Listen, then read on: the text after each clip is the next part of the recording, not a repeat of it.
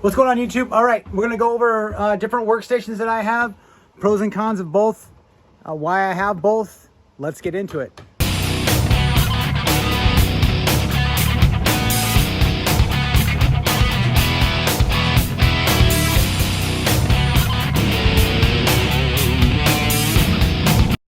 All right, so let's get into it real quick here. We've got a miter stand station and the Paulk miter and table saw station, workstation. These are completely different. Obviously, I am way more partial to the Paulk station because it's a total station that I can have a table saw and a completely 60-degree both dual bevel compound miters on this, plus with extra storage underneath. These stations, the reason why they are popular in the professional contractor world, I want to say, is because of their versatility and how much they just make your life easy. Now, keep in mind, I've had this for a while. Now this is Makita's WST01N miter stand. I mean, that's pretty much it. Now, this does leave a lot to be desired as compared to a Paulk station like right here, but at the same time, this is what I wanted this station because it has large wheels. It's on wheels for one, and that's why I have it and I haven't gotten rid of it, is because there's some aspects. There's actually quite a few great things of having two miter saws on a job site. There's a lot of efficiency that you can take advantage of with that, but at the same time, sometimes it's just easier to roll a miter saw to a location than it is to carry an entire Paulk station, or huck this 60-pound miter saw, or I think that's even 70 pound. Who knows? These things are heavy, but this does leave a lot to be desired. I did a modification. I put a little piece of metal here so I can have if I can have tape measures here, because I'm always needing a tape measure at the actual cut station itself. So that's nice. This does have the roll on the one side, not on the other side. It does help, but you can obviously tell that it leaves a lot to be desired for as far as tool storage. You can see the cubbies here on both sides and on the back side as well. If I want to I could put a tool down here, but that's not really what it was designed for. This is mobile, quick. It's just mobile. That's the main thing with it. Other than that, that's pretty much why I keep it. Now, going with the Paulk station, not as mobile, but it's definitely, once you take it apart, it's very manageable. No wheels, obviously, but you have so much work. Like, I use this 90% of the time, and this about 10% of the time. That's basically what it comes down to. I can set this up, set my miter saw up. This is my 12-inch dual bevel compound, and then I can set up my table saw.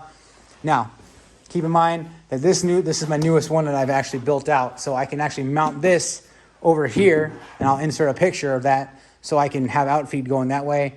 No issues whatsoever. I can use both of them as intended. Now, if I have a big sheet and it's going to hit, I'm going to have to move my miter saw. That's no big deal as well. And that's the main thing with this, is you can have, if I have just this on my job site, I can get the job done, period. Having this, I'm still going to need a table saw. I'm still going to need a table saw stand, all that kind of stuff. I have ways of doing it. I'll insert some pictures of my old setups here with this. Did it work? Absolutely. Is it as efficient as the new one? No, it's absolutely not. I'm in love with this. It's absolutely great.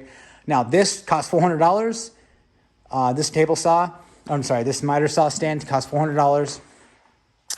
That one costs a lot more. And you might think, oh, it's just wood. It's not just the wood. It's the time to actually build it out, and you're taking your time. So I think I have probably $300 into materials with this, maybe a little more, because right now lumber prices are crazy. But it's gonna take me an entire day to build this out, like from start to finish, at least 8 hours, at least. So I lose an entire day of my time plus the material fee. So this is definitely more expensive, but the return on investment is far superior than a regular miter saw stand. Now, I've had multiples. Let's go through them. I had my DeWalt one with my Milwaukee 10-inch. I've had that DeWalt stand with this actual saw itself.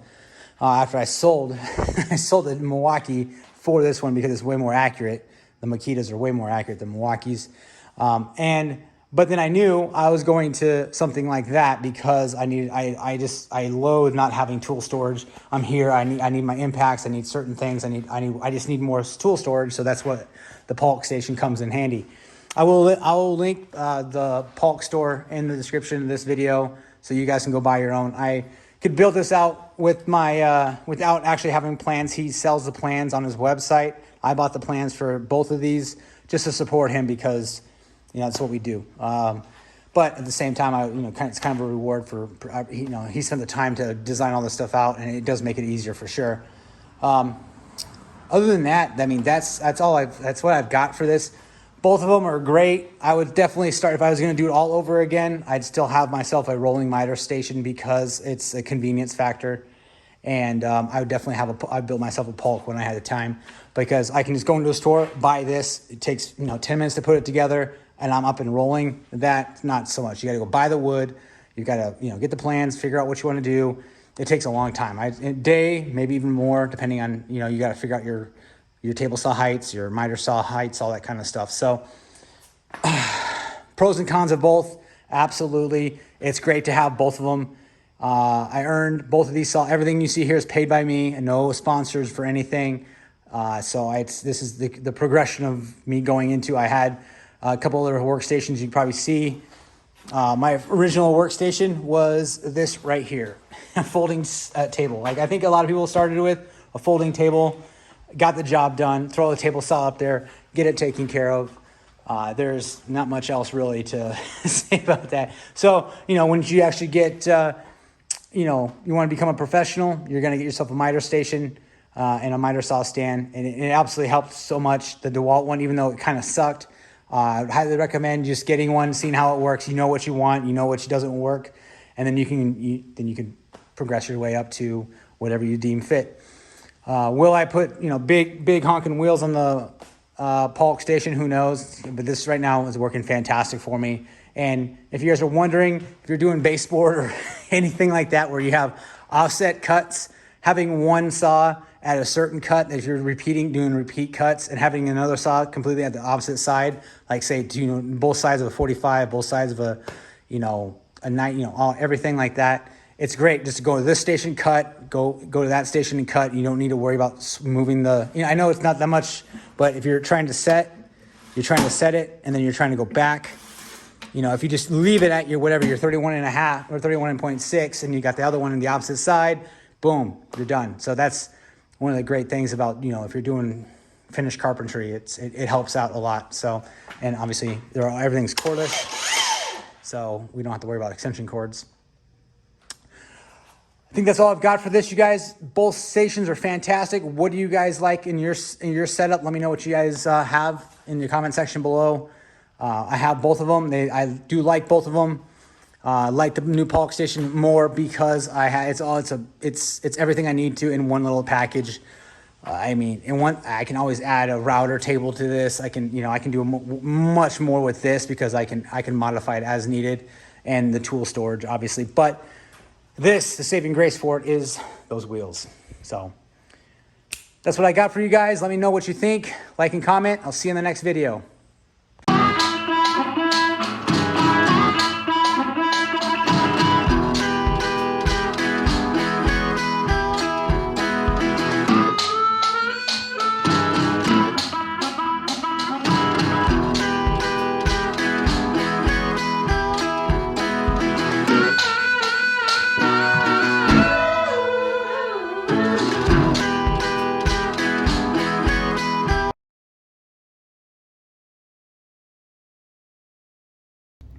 All right, so this is where it started, basically screwing down my Hitachi miter saw to some wood.